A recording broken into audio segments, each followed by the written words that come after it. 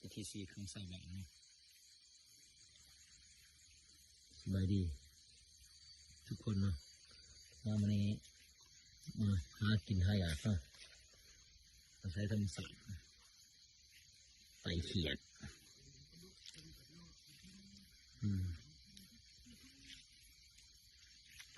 มันเป็น3 คนแล้วคือจะสั่งอะไรมา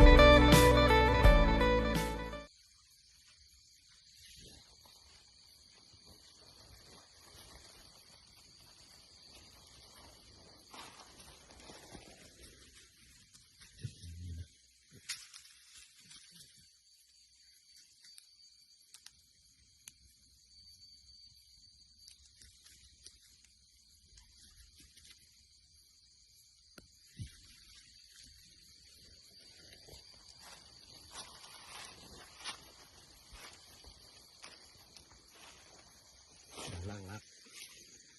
ด้วยนะใส่ธรรมศาสตร์นี่ใส่ตำหนินี่ไม่มีหายไปไหนเลย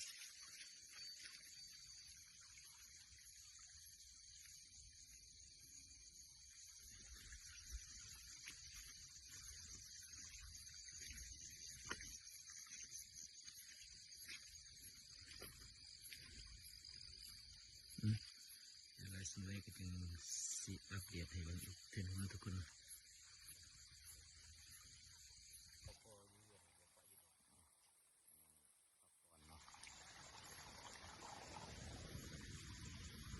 ชีวิตประจำวัน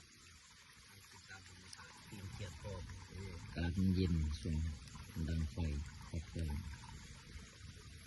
อากาศดี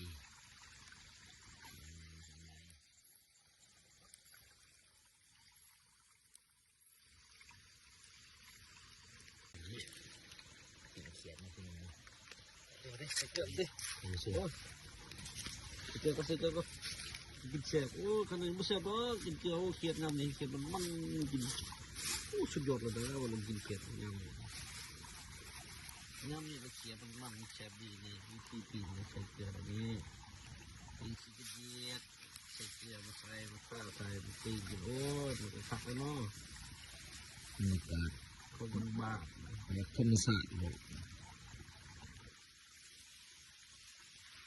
โอ้ย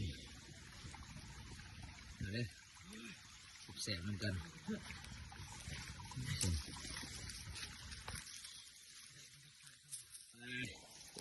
เย็นอยู่นะย่างอยู่เขาได้ไหนดิ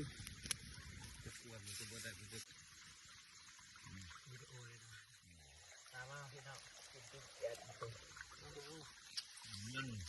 กะทิเลยนี่ตะเกียบจมูก